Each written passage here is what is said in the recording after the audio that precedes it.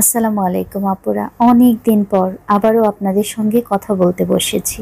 আসলে অভ্যস্ততা এমন একটা জিনিস যেটা আপনি যখন করতে থাকবেন তখন এটা আপনার কাছে খুবই স্বাভাবিক মনে হবে। আর যখন এই অভ্যস্ততাটা আপনার চলে যাবে তখন সেই কাজটা করতে গেলে আপনার কাছে মনে হবে যে এটার জন্য সময় বের করতে হবে। আলাদা করে সেই সময়টাই যেন হয়ে ওঠে না। সেরকম করে অনেকগুলো দিন চলে গেছে আমি আপনাদের সঙ্গে কথা বলি না। আজকের ভিডিওটা একটা উছিলা বলবো, ভিডিওর ফুটেজটুকু যেহেতু নেওয়া ছিল ভাবলাম আপনাদের সঙ্গেই শেয়ার করে ফেলি।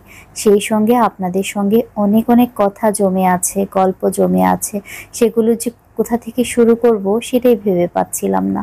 তারপরও মনে হলো যে ভিডিওটা তো শুরু করি, তাহলে তো গল্প আপনাদের সঙ্গে রোজই হবে। আজ যে ভিডিওটা দেখছেন সেটা আমার শেষ রোজার ভিডিও ছিল। ওই দিন বাবুর আব্বু বাসায় ইফতার করেনি, আমরা একাই ইফতার করছিলাম। আর সেটার জন্য ফ্রাইড রাইস বাইরে থেকে অর্ডার দিয়ে নিয়ে এসেছি। আর একটুখানি ফিরনি রান্না করেছিলাম, সেটা আমি কলা আর খেজুর দিয়ে সার্ভ করেছি। সেই সঙ্গে দই ছিল, আর জুস বানিয়ে নিয়েছি মালটা দিয়ে আর তরমুজ দিয়ে। এই ছিল আমাদের শেষ রোজার ইফতার। আসলে কি বলবো বলেন, এতদিন পরে ইফতার যে করেছিলাম, শেষের ইফতার, সেটা ব্লগ দিচ্ছি, আমার একটু লজ্জাই লাগছে। তারপরও কি আর করা, যেহেতু করে রেখেছিলাম আর প্রত্যেকটা ভিডিওর পিছনে কিন্তু অনেকটা এফোর্ট থাকে, ইচ্ছেও হলো না যে ডিলিট করে দিই। তাই ভাবলাম এই ভিডিওটাই আপনাদের সঙ্গে শেয়ার করে ফেলি, সেই সঙ্গে গল্পগুলোও হয়ে যাক। আর সেই সময়টাতে আমি একটু অসুস্থও ছিলাম, ভিডিও করার অবস্থাতেও বলতে পারেন যে ওরকমটা ছিলাম না। ঈদের দিনটা তো পুরোটাই আমার গেছে একদম শুয়ে থেকে। শেষ রোজার দিন সাধারণত বাবুর আব্বু অনেক ব্যস্ত থাকে। ওর ওই দিন বাইরে ইফতার পার্টি পড়ে গিয়েছিল, সেটা ছিল আলাদা একটা ব্যস্ততা। ওইখান থেকে গিয়ে তারপর তার অনেক অনেক কাজ থাকে, তার দেখা যায় চাঁদ রাতে বাসায় ফিরতে ফিরতে 11টা-12টা বেজে যায়। চাঁদ রাতে আমরা যেটা করতাম ছোটবেলায়, ইফতার করে একদম দৌড় দিতাম চাঁদ দেখার জন্য, হয় ছাদে নয়তো বাড়ির উঠোনে। ওইখান থেকে দাঁড়িয়ে চাঁদ দেখা মানেই আমাদের ঈদ শুরু। দিন চাঁদ দেখতে আসছো? হ্যাঁ হ্যাঁ হ্যাঁ হ্যাঁ, আমরা ঈদে চাঁদ দেখে ফেলছি।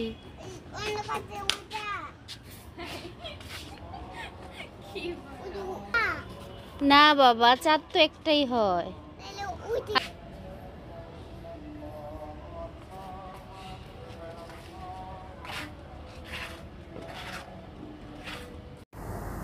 চাঁদ রাতে শুরুটা মূলত হয় চাঁদ দেখা দিয়ে সন্ধ্যার, এরপরে মেহেদি পড়া। আর এবার রোজার পুরোটা মাসই একটুও পার্লারে যেতে পারিনি যে একটু স্কিন কেয়ার করব বা নিজে একটু রিল্যাক্স হব। তাই আমি ভাবছিলাম যে মেহেদিটা হাত থেকে উঠায়ে তারপর একটু পার্লারে যাব। মেহেদি তো আর শুধু একা পড়লে হয় না, দেখা যায় যে আমার 2 ছেলেকে হাতে মেহেদি লাগিয়ে দিই, তারপর আমার ছোট বোনকে মেহেদি লাগিয়ে দিই, আর নিজের হাতে তো ডান হাত দিয়ে যেহেতু মেহেদি পড়াই, তো নিজের বাম হাতে পড়তে পারি একা একা, তাই ডান হাতে আমার আর কখনোই মেহেদি পড়া হয় না, ওই এক হাতেই মেহেদি পড়া। ফোনে অনেকগুলো মেহেদি ডিজাইন আদিয়ান দেখছিল, তো সেখান থেকে তারা যেটা যেটা পছন্দ করেছে আমি ওইভাবেই দিয়ে দিয়েছি। আদিয়ানের মেহেদিটা এবার মাশাল্লাহ অনেক সুন্দর ডিজাইন হয়েছে তার পছন্দ মতো। এক হাতে যেহেতু সে আম্মু লিখেছে, তাই আরেক হাতে বাবা লিখে দিলাম। এরপর একটু বাইরে বের হয়েছি পার্লারে যাওয়ার উদ্দেশ্যে। আর একদম মানুষের ঢল দেখে তো মাথা ঘুরে গেল। এই পর্যন্ত রিক্সা আসেনি, এই পর্যন্ত আমরা হেঁটে হেঁটে এসেছিলাম, তারপর পার্লারে গিয়েছিলাম। তো এত মানুষের ভিড়ের মধ্যে মাঝে মধ্যে মনে হচ্ছিল যে আমি আমার ছোট বোনকে নিয়ে এসেছি, তো কখন যেন ও হাত থেকে ছুটে গিয়ে হারিয়ে যায়। পার্লার থেকে যখন ফিরে আসি বাসায়, তারপরে আমার আব্বা আম্মা সমানে ফোন দিচ্ছিল যে আমরা যেন রাতেই চলে যাই ওই বাসায়। তারপর ছোট বোনকে মেহেদি লাগিয়ে দিলাম হাতে। পরদিন সকালবেলা, ঈদের সকালে এটা ছিল। আর আমার শ্বশুর শাশুড়িও বারবার ফোন দিচ্ছিল আমরা যেন ওই বাসায় গিয়ে ঈদ করি। তবে আমার শরীরটা যেহেতু খুব একটা ভালো ছিল না, তাই আয়ান আদিয়ানও যেতে চাইছিল, নানা নানুর সঙ্গেই প্রথম দেখা করবে, সালামি নিবে, তারপর দাদা দাদুর কাছে যাবে।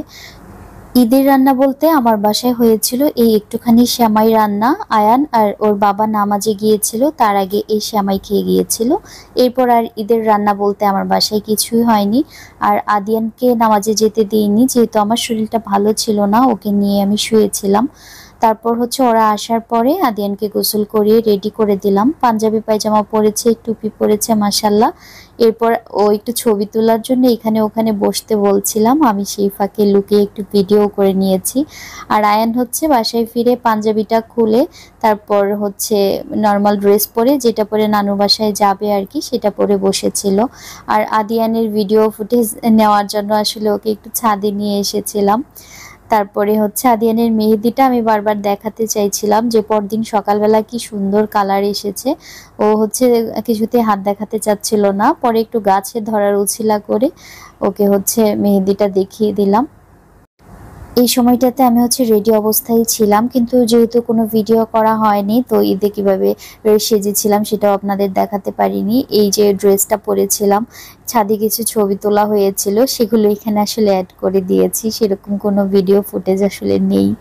তো আমরা সবাই মিলে একটা ভিডিও করব ঈদে চিন্তা করেছিলাম, তো সেটাও আর কি করা হয়ে ওঠেনি। আমার যেটা হয়েছিল যে আব্বার বাসায় যাওয়ার পরে আমার প্রচুর শ্বাসকষ্ট উঠে গিয়েছিল, সকাল থেকেই ছিল, ভোর রাত থেকেই, তারপর আর কি বেশি হয়ে যায় সেটা। তারপর সারাদিন ওই বাসায় কেটেছে। একদম রাতে খাওয়া দাওয়া করে আমরা হচ্ছে আমাদের বাসায় ফিরেছিলাম।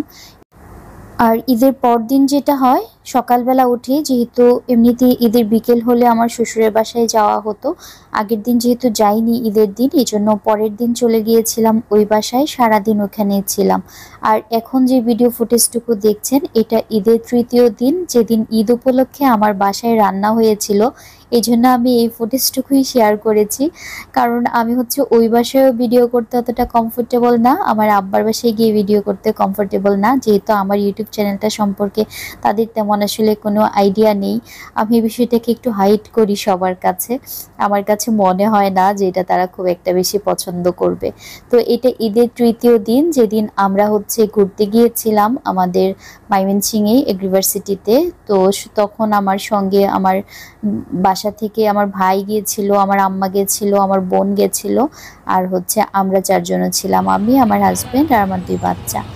তো ঈদ হলো আর ঘোরাঘুরি হলো না, সেটা আসলে হয় না। বাচ্চারা ঘোরাঘুরি বলতে বোঝে মূলত বাইরে যাওয়া, বাইরে গিয়ে ঘোরাফেরা করা। কারোর বাসায় গেলে সেটা তারা ভাবে যে ঘোরাফেরা হলো না, বাইরে যাবে, একটু নিজের টাকা সালামি পেলো, সেটা দিয়ে আইসক্রিম কিনবে, সেটা দিয়ে বেলুন কিনবে, সেটা দিয়ে একটু খেলনা কিনবে, তারপরে ঈদ হবে আর কি।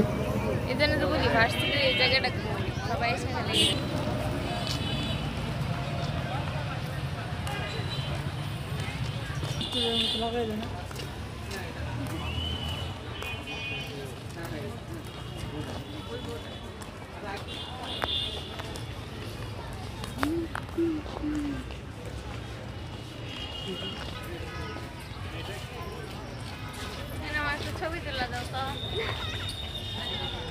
এই যে একটা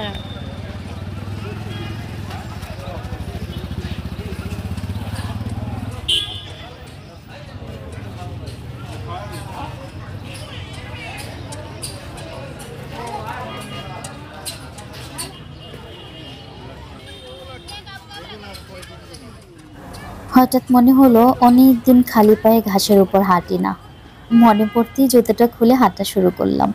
আর আমি এত আরামপ্রিয় মানুষ, সেই সঙ্গে শরীরটা যেহেতু খুব একটা ভালো ছিল না, তাই ঈদের জামা টামা না পরে যে জামাটা পরলে আরাম হবে সেটা পরেই চলে এসেছিলাম। বেলুন কিনো নাই? ও বেলুন পছন্দ না,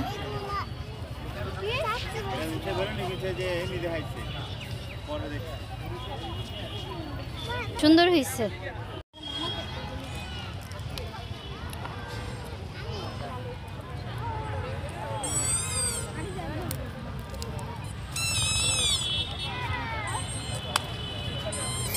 ঈদের আনন্দটা আসলে বাচ্চাদের জন্যই, ওদের আনন্দের জন্য কিছুতেই শেষ হতে চায় না।